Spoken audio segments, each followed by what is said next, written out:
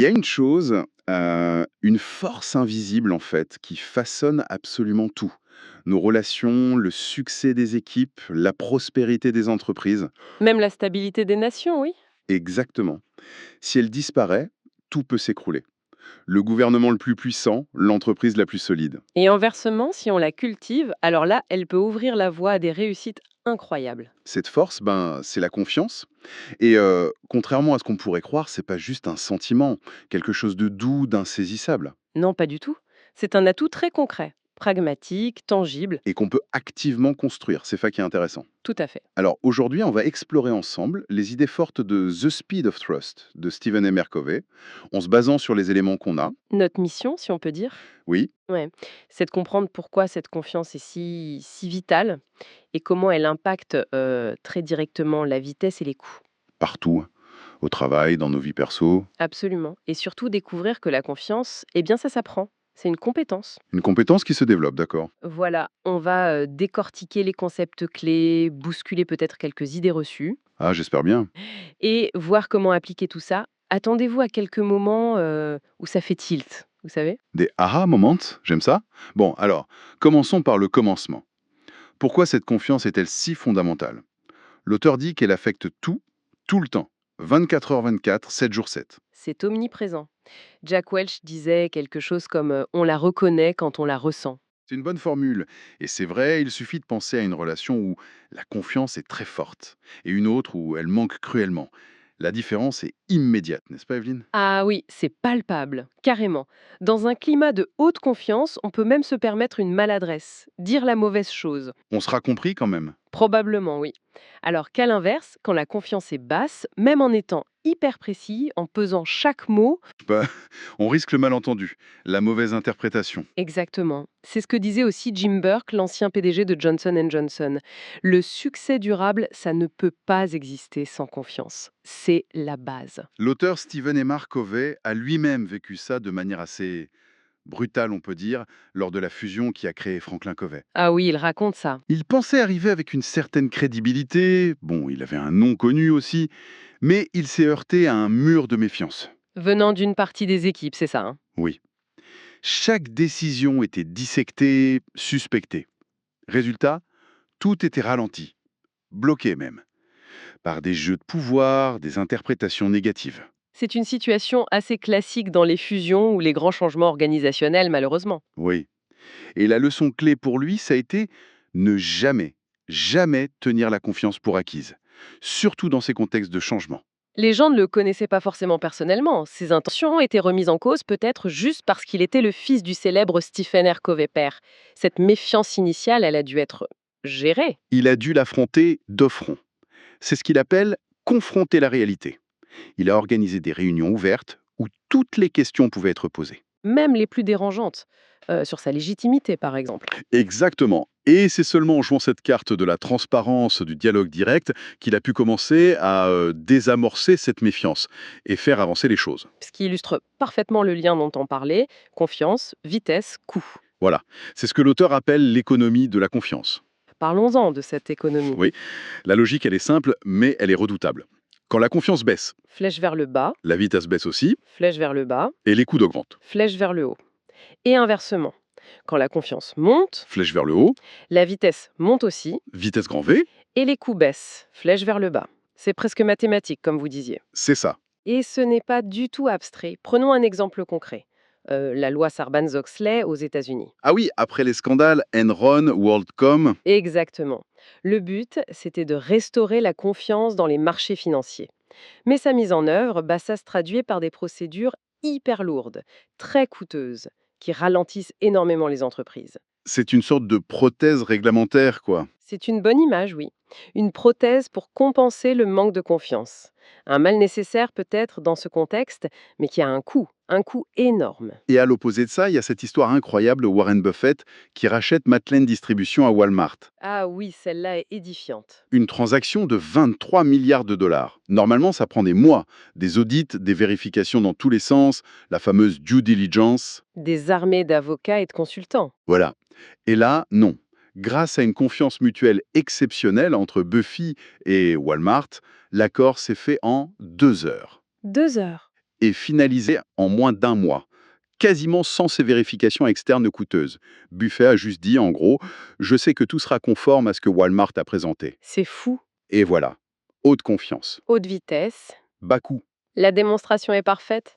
Ça rejoint ce que disait, je crois, Rupert Murdoch. Aujourd'hui, la compétition, c'est le rapide qui bat le lent. Et la confiance, c'est le lubrifiant de cette vitesse. Exactement. Et quand ce lubrifiant manque, eh ben on paie tous. On paie une taxe sur la méfiance. Une taxe invisible mais bien réelle. Oui, qui paie sur chaque projet, chaque interaction. L'auteur compare ça aux déductions sur une fiche de paie. C'est une bonne image aussi. On ne les voit pas forcément venir, mais elles réduisent le montant final qu'on touche. Son fils qui reçoit son premier salaire d'été, c'est ça. Et qui ne comprend pas toutes les taxes. C'est ça. La méfiance, c'est pareil. Elle prélève sa dîme sans qu'on s'en rende toujours compte. John Whitney de Columbia Business School estime même que la méfiance peut doubler le coût des affaires. Carrément. Doublé. C'est énorme. Et inversement, une confiance élevée, elle génère un dividende de confiance. Ah, le côté positif. Oui. Et dans notre monde actuel, hyper connecté, basé sur les partenariats, ce que Thomas Friedman appelle un monde plat, The world is flat, oui. Alors, si c'est si crucial, si mesurable économiquement, pourquoi est-ce qu'il y a encore tant de scepticisme autour de la confiance? Et c'est peut-être à cause de certaines idées reçues, de mythes tenaces. oui, probablement. Il y en a plusieurs que l'auteur essaye de déconstruire.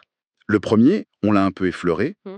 l'idée que la confiance, c'est soft, c'est subjectif, intangible. Voilà, mythe numéro un. Et on vient de voir que non, son impact économique sur la vitesse et le coût est très concret, très quantifiable. D'accord. Un autre mythe? L'idée que construire la confiance prendrait énormément de temps. Ah oui, on entend souvent ça. La confiance met des années à se construire et quelques secondes à se détruire. Alors, la deuxième partie est souvent vraie, malheureusement. Mais la première, c'est plus nuancé. Restaurer une confiance qui a été brisée, oui, ça peut être long, difficile. Mais créer une confiance nouvelle ou l'étendre à quelqu'un, ça peut être étonnamment rapide. Surtout si notre crédibilité est déjà solide. Et une fois qu'elle est là, elle accélère tout. C'est ça. Comme le dit Covey, rien n'est plus rapide que la vitesse de la confiance. Donc ce mythe de la lenteur est à relativiser. Et cette idée un peu fataliste, une fois perdue, c'est fini pour toujours. Ça, c'est un autre mythe tenace, numéro 3. C'est faux dans la plupart des cas. C'est difficile, oui, parfois très difficile, mais la confiance peut être restaurée. L'auteur insiste beaucoup là-dessus. D'accord. Et le fait que ça ne s'enseignerait pas, qu'on l'aurait ou pas. Mythe 4. La confiance ne s'enseigne pas. Faux aussi. C'est une compétence. Et comme toute compétence, elle peut être enseignée, apprise, pratiquée. Et du coup, devenir un avantage stratégique. Il y en a d'autres. Je pense à faire confiance, c'est trop risqué. Oui, mythe 5. Mais l'auteur argumente que ne pas faire confiance est souvent un risque bien plus grand à cause de l'attaque de méfiance qu'on paie. On y reviendra avec le Smart Trust. Et le mythe 6, ça se bâtit personne par personne lentement. Alors que non, ça peut s'étendre. Établir la confiance avec une personne clé peut en fait l'établir avec tout un groupe. Ça rayonne. Et le dernier, le plus insidieux selon l'auteur, C'est l'idée qu'au fond, on l'a ou on l'a pas. On n'y peut rien. Cette sorte de fatalisme. alors que c'est faux. Complètement faux. On peut agir sur la confiance, la nôtre et celle des autres, et plus vite qu'on ne le pense parfois. Bon, alors si on peut agir dessus, comment on fait? Par où on commence? L'auteur propose un modèle en vague qui part de soi-même. La toute première étape, la fondation, c'est la confiance en soi. La confiance qu'on a en nous-mêmes. Oui, et qui repose sur notre propre crédibilité. La question fondamentale est, sommes-nous crédibles, dignes de confiance, pour nous-mêmes d'abord et ensuite pour les autres? Il prend l'analogie du témoin expert au tribunal. C'est ça. Sa crédibilité détermine si le jury va le croire ou non. Peu importe son éloquence, si sa crédibilité est mise en doute. Warren Buffett, lors de l'enquête sur AEG, sa réputation l'a en quelque sorte protégé. Et cette crédibilité personnelle, sur quoi repose-t-elle concrètement? Alors, et ça c'est vraiment central dans le modèle, elle repose sur deux piliers, indissociables, le caractère et la compétence. Caractère et compétence. Oui, pas l'un sans l'autre. Le caractère, c'est qui nous sommes fondamentalement. Ça recouvre deux aspects, l'intégrité et l'intention. D'accord? Et la compétence? La compétence, c'est ce que nous pouvons faire, nos aptitudes. Ça recouvre aussi deux aspects, nos capacités et nos résultats. Donc, 4 éléments au total, regroupés en deux piliers. Exactement, les quatre cœurs de la crédibilité. Et beaucoup de penseurs en management, que ce soit Jim Collins, Buffett lui-même, Ram Charan, Johnny Doo, tous soulignent sous des formes différentes cette nécessité d'allier le caractère et la compétence pour être un leader crédible. Ok. Explorons un peu ces 4 cœurs. D'abord, dans le pilier caractère, l'intégrité. Alors, l'intégrité pour Covaille, c'est plus que juste l'honnêteté au sens de ne pas mentir. C'est-à-dire, C'est l'honnêteté au sens large, dire la vérité et laisser la bonne impression. C'est aussi et surtout la congruence. l'alignement. Oui, aligner ses actions sur ses valeurs, ses paroles, ses actes, ses principes. Penser à Gandhi, c'est l'exemple type. C'est aussi l'humilité, être capable d'admettre ses erreurs, de dire j'ai eu tort. Et comment on renforce ça? Un moyen simple mais puissant, tenir les petits engagements qu'on prend. Envers soi-même, Ah, intéressant. Commencer par soi. oui. Avoir des valeurs claires et s'y tenir, même quand c'est difficile. Être humble. D'accord. Deuxième, Cœur du caractère, l'intention. là on touche aux motivations profondes. À nos agendas, cachés ou non. Pourquoi fait-on ce qu'on fait? Et quelle est l'intention qui inspire le plus confiance? Selon l'auteur, c'est de montrer qu'on se soucie sincèrement des autres. Le caring. Pas juste pour manipuler, mais authentiquement.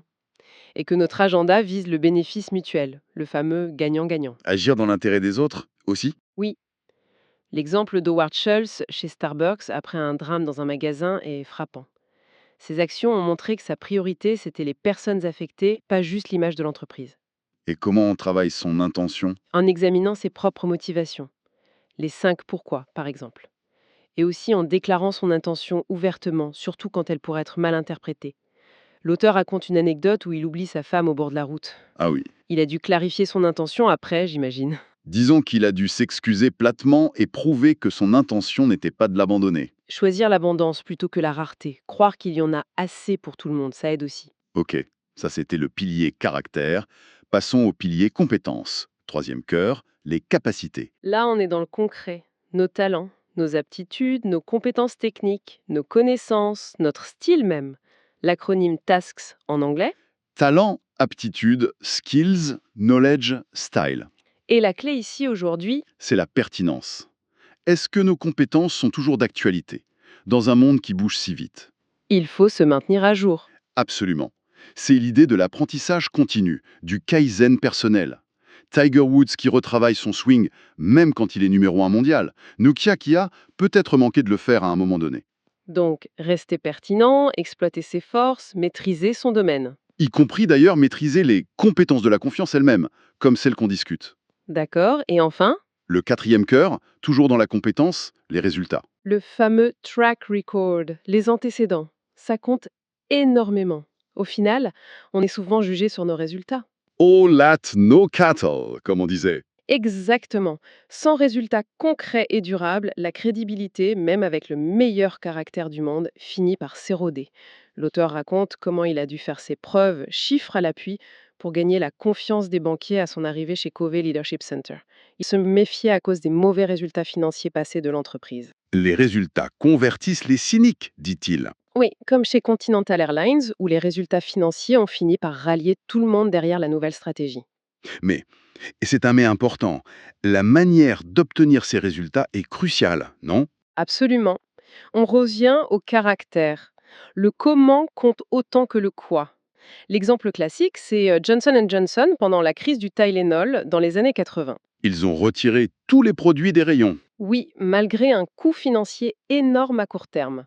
Mais en agissant de manière responsable, en privilégiant la sécurité des consommateurs, ils ont préservé et même renforcé la confiance dans leur marque à long terme.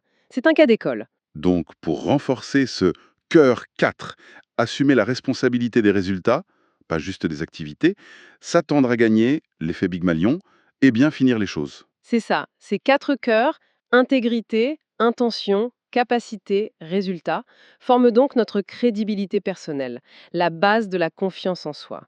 C'est la première vague. Mais la confiance, ça se joue surtout dans l'interaction avec les autres, non? Comment cette crédibilité se traduit-elle en actions que les autres peuvent voir? C'est exactement la deuxième vague, la confiance relationnelle. Et elle se construit ou se détruit par nos comportements. Ah, les fameux 13 comportements. Oui, l'auteur identifie 13 comportements clés qui sont typiques des leaders et des personnes qui inspirent une haute confiance. L'idée, c'est pas forcément de les mémoriser tous par cœur. Non, ça ferait un peu liste à l'après-vert. Voilà, mais plutôt de comprendre la logique derrière. Ce sont des actions concrètes, Observables, basés sur des principes universels comme l'honnêteté, le respect, la responsabilité. Et bonne nouvelle, ils peuvent s'apprendre. Comme disait Stephen Covey père, on ne peut pas se sortir d'un problème par la parole si on s'y est mis par son comportement. C'est exactement ça. L'anecdote de Freddy dans My Fair Lady l'illustre bien. Elisa Doolittle lui dit Words, words, words. I'm so sick of words. Show me. Les mots ne suffisent pas, il faut montrer. Montrez-moi. Alors ces comportements, ils agissent comment? Ils alimentent ou vident nos comptes en banque de confiance relationnelle avec chaque personne. Chaque comportement positif est un dépôt, chaque comportement négatif est un retrait. D'accord. On pourrait peut-être en survoler quelques-uns, les plus parlants? Oui, bonne idée. Prenons le premier. Parler franchement. Talk straight. Être honnête, direct? Oui, appeler un chat un chat. Éviter la langue de bois, le spin, la manipulation de l'information. C'est dire la vérité de manière respectueuse mais claire. Warren Buffett est souvent cité en exemple pour ça. Lincoln aussi. Et la contrefaçon, le comportement opposé. Ce serait la flatterie excessive, la rétention d'informations cruciales, le mensonge par omission, D'accord. Un autre? selon la règle d'or. Et souvent, ce sont les petites choses qui comptent. Exactement. Une visite à l'hôpital, prendre le temps de répondre à un email, même pendant une crise comme Katrina, le président d'université qui connaissait le nom de la femme de ménage, ce sont ces petits actes de considération qui font une grande différence. La contrefaçon, manquer de respect ouvertement, ou pire, être faussement attentionné avec un agenda caché. C'est ça. Ensuite, on pourrait parler de créer la transparence. Être ouvert, authentique. Oui, dire la vérité de manière à ce qu'on puisse la vérifier. Ne pas avoir d'agenda caché. Partager l'information pertinente. Gérard Harpy, chez American Airlines, pendant les difficultés, a été très transparent avec les employés. L'open book management, c'est aussi cette idée.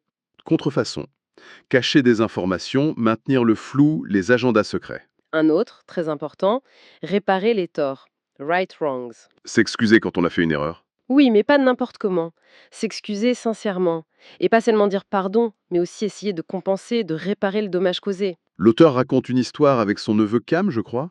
Oui, où il a dû reconnaître son erreur et la réparer. Doug Weed aussi, avec les enregistrements secrets de Bush-père. Il s'est excusé publiquement. La contrefaçon, les fausses excuses. Je suis désolé si vous avez été offensé. Ou simplement ignorer le tort qu'on a causé. Très juste. On peut aussi mentionner montrer de la loyauté, show loyalty. Pas seulement envers les présents, mais aussi les absents. Exactement. C'est donner le crédit aux autres pour leur contribution. C'est défendre quelqu'un qui n'est pas là pour se défendre, au lieu de le critiquer dans son dos. Contrefaçon, s'attribuer le mérite du travail des autres, critiquer les absents. Un autre qui est lié aux 4 C, fournir des résultats, deliver results. On en a déjà parlé. Tenir ses promesses, être fiable, faire ce qu'on a dit qu'on ferait. C'est la compétence en action. La contrefaçon, c'est de livrer des activités au lieu de résultats. Être très occupé, mais ne pas atteindre les objectifs convenus. Il y a aussi s'améliorer, get better. Oui. Chercher constamment à apprendre, à progresser. Solliciter activement le feedback, même quand il est difficile à entendre, et agir en conséquence. L'exemple de Nokia, encore une fois, montre ce qui peut arriver si on ne le fait pas. Contrefaçon, stagner, ignorer le feedback, penser qu'on sait tout. Et celui qu'on a mentionné pour l'auteur lui-même, affronter la réalité. Confront reality. Aborder les sujets difficiles, les non-dits, l'éléphant dans la pièce. Oui, l'amiral Stockdale et le paradoxe de Stockdale. Anne Mulcahy, chez Xerox, qui a dû affronter la dure réalité financière. C'est souvent un test de leadership. Contrefaçon, éviter, nier, faire l'autruche. On pourrait continuer. Clarifier les attentes pour éviter les malentendus. Contrefaçon, attente vague, changeante. Pratiquer la responsabilité, se tenir responsable et tenir les autres responsables. Contrefaçon, blâmer les autres, fuir ses responsabilités. Écouter d'abord, comprendre avant de chercher à être compris. Contrefaçon, interrompre, préparer sa réponse pendant que l'autre parle. Tenir ses engagements. Le comportement peut être le plus fondamental. Contrefaçon, promesse en l'air, ne pas vraiment s'engager. Et enfin, le 13e, étendre la confiance. Extend trust. Celui qui demande de croire aux autres, de déléguer vraiment. Oui, de passer du contrôle à la confiance. Stewardship delegation. L'exemple de John Walsh qui a fait confiance à l'auteur alors qu'il était jeune et sans expérience. L'histoire du coach de flag football avec la petite Anna. Contrefaçon, le micromanagement, La suspicion permanente, ne jamais déléguer de vraies responsabilités. Voilà un aperçu de ces comportements. Ils sont tous interconnectés et se renforcent mutuellement. Et ils rendent la crédibilité, les 4 C, visibles et tangibles pour les autres. Et ces principes, ces comportements, ça ne s'arrête pas aux relations individuelles, j'imagine. Non, absolument pas. C'est là qu'interviennent les vagues suivantes du modèle de Covey. La troisième vague concerne la confiance organisationnelle, c'est-à-dire la confiance à l'intérieur de l'organisation. Comment ça se manifeste? Il s'agit d'aligner les structures, les systèmes, les processus et même les symboles de l'entreprise sur les principes et les comportements de confiance. Des exemples de symboles? Des choses comme les casiers ouverts chez Acheté à une certaine époque, le manuel d'employé hyper simple de Nordstrom, Use Good Judgment in All Situations, les bureaux vitrés chez Dell pour favoriser la transparence. Ce sont des signaux qui montrent si l'organisation fait confiance à ses employés ou non. D'accord. Et les vagues 4 et 5? La quatrième vague, c'est la confiance du marché. C'est la réputation de l'entreprise, sa marque. Est-ce que les clients, les fournisseurs, les investisseurs font confiance à l'entreprise? Ça a un impact direct sur sa valeur. Et la cinquième? C'est la confiance sociétale. Elle se construit par la contribution de l'entreprise et des individus à la société. Pensez à Muhammad Yunus et le microcrédit, ou à la philanthropie de Gates et Buffett. C'est l'idée de citoyenneté globale, de redonner. Ça renforce le tissu social et ça devient aussi un enjeu économique. Et au niveau de l'organisation vague 3, la méfiance a aussi un coût. Ok, oui. Elle génère d'énormes taxes organisationnelles. La bureaucratie excessive, les jeux politiques internes, le désengagement des employés, le turnover élevé, la fraude même parfois. Et inversement, la confiance génère des dividendes. Exactement. Une confiance élevée en interne se traduit par une valeur actionnariale accrue, une croissance plus rapide, plus d'innovation, une meilleure collaboration, un engagement plus fort, une exécution plus rapide des stratégies. Et ça, c'est mesuré. Oui, il y a des études très parlantes. L'étude Watson-Wyatt a montré que les entreprises de haute confiance surperforment largement leurs concurrentes en termes de retour total pour l'actionnaire, genre plus 286% sur une période donnée. Ah oui, quand même. Une des 100 best companies to work for, qui repose beaucoup sur la confiance, montre aussi que ces entreprises ont des retours boursiers bien supérieurs à la moyenne du marché, parfois jusqu'à 4 fois supérieurs. L'argument économique est vraiment puissant. D'accord. Donc la confiance impacte tout, de l'individu à la société. Mais revenons sur deux points importants. Peut-on vraiment restaurer une confiance brisée? Et comment faire confiance intelligemment, sans être naïf? Alors, sur la restauration, contrairement au mythe une fois perdu, c'est pour toujours, l'auteur est catégorique, oui, la confiance peut être restaurée dans la plupart des cas. Même après une grosse erreur? Oui. Il donne l'exemple personnel de son fils Steven, qui avait commis une infraction sérieuse. Le processus a été long et difficile, passant par la prise de responsabilité, la réparation du tort causé. Mais au final, la confiance a non seulement été restaurée, mais même renforcée à long terme. L'erreur peut être une opportunité, en quelque sorte. Si elle est gérée avec intégrité et responsabilité, oui. Ça demande du courage, de l'humilité, mais c'est possible. Et pour étendre la confiance, mais de manière avisée, éviter la crédulité. C'est là qu'intervient le concept clé de Smart Trust, la confiance intelligente. Smart Trust. C'est quoi exactement? C'est l'idée qu'il faut combiner deux choses. Notre propension à faire confiance, notre tendance naturelle, notre cœur si on veut, et notre analyse de la situation, notre tête, notre jugement. Il ne faut pas juste se fier à son instinct. L'instinct est important, mais il doit être éclairé par l'analyse. On évalue la situation, quel est l'enjeu, quel est le risque, et surtout, on évalue la crédibilité de la personne ou de l'entité en face. Quels sont ces 4 C? Intégrité, intention, capacité, résultat. L'auteur utilise une matrice pour visualiser ça, non? Oui, une matrice simple avec 2 axes, propension à faire confiance, basse haute, et analyse, basse haute. Ça donne 4 zones. La première zone, haute propension mais basse analyse. C'est la zone de la crédulité. On fait confiance aveuglement, sans vérifier. C'est risqué, évidemment. Zone 3, basse propension et basse analyse. C'est l'indécision, la paralysie. On ne fait pas confiance, mais on ne sait pas vraiment pourquoi, on n'a pas analysé. C'est peut-être le pire des mondes, car on ne prend qu'un risque, mais on n'avance pas.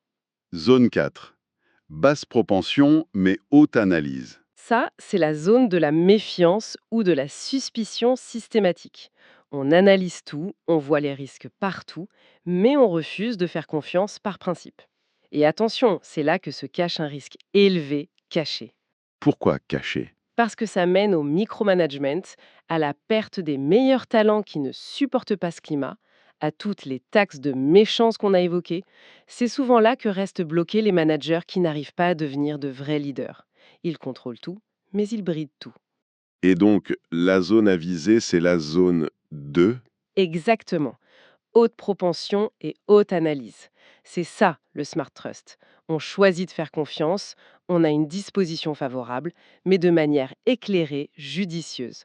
On étend la confiance, mais en gérant le risque. Comme le coach avec la petite Anna au flag football. C'est un bon exemple. Il analyse la situation, fin de match serré, la crédibilité d'Anna, elle s'est entraînée, le risque, perdre le match, mais il choisit de lui faire confiance et de lui donner sa chance. C'est du Smart Trust. Ce n'est donc pas une confiance aveugle? Non, pas du tout. C'est une confiance adaptée. Elle peut être conditionnelle au début. Je te fais confiance pour cette tâche précise, voyons comment ça se passe, puis devenir plus abondante quand la personne a prouvé sa fiabilité. Mais toujours avec une attente claire de responsabilité et de résultat. Et le message clé, c'est que ne pas faire confiance par peur du risque, Est souvent le plus grand risque de tous. On se prive de tous les bénéfices, de tous les dividendes de la confiance, l'innovation, la collaboration, la vitesse, l'engagement, la libération du potentiel humain. et l'acte même d'étendre la confiance, même conditionnellement, peut être puissant en soi. Très puissant. Pensez à John Walsh qui a cru en l'auteur quand personne d'autre ne le faisait. Ça inspire, ça motive, ça responsabilise, ça révèle souvent le meilleur chez les gens. C'est un acte de leadership fondamental. Bon, je crois qu'on a fait un bon tour d'horizon. Pour résumer cette exploration, ce qu'il faut retenir, c'est que la confiance, c'est loin, très loin, d'être une notion éthérée, soft. Non, c'est une compétence très concrète, avec un impact économique direct, mesurable sur la vitesse et les coûts, dans tout ce qu'on fait. Elle prend racine dans notre crédibilité personnelle, nos fameux 4 C. Intégrité et intention, pour le caractère, Mmh. Et capacité et résultat pour la compétence, l'alliance indispensable des deux. et cette crédibilité, elle devient visible, elle se démontre à travers des actions spécifiques, les 13 comportements. Oui, des comportements comme parler franchement, tenir ses engagements, affronter la réalité ou encore étendre la confiance. Mais intelligemment. Ils sont observables et surtout, ils peuvent s'apprendre. L'enjeu économique est clair, hein, on veut éviter de payer les lourdes taxes de la méfiance. Et plutôt bénéficier des énormes dividendes de la confiance, que ce soit au niveau individuel, dans nos équipes, nos organisations et même la société en général. Et retenir aussi qu'il est possible, même si c'est difficile, de restaurer une confiance endommagée. Et qu'il est crucial d'apprendre à étendre la confiance judicieusement, le fameux Smart Trust, pour libérer le potentiel incroyable qui existe autour de nous. Alors pour conclure, peut-être une petite question, une pensée pour chacun à méditer. Oui. Dans notre monde, notre quotidien, où la méfiance semble parfois être la réaction par défaut, hein, quel tout petit engagement concret envers soi-même ou envers quelqu'un d'autre pourrait-on prendre et surtout tenir dès aujourd'hui? Pour commencer consciemment à bâtir ou à renforcer la confiance. Juste un petit pas.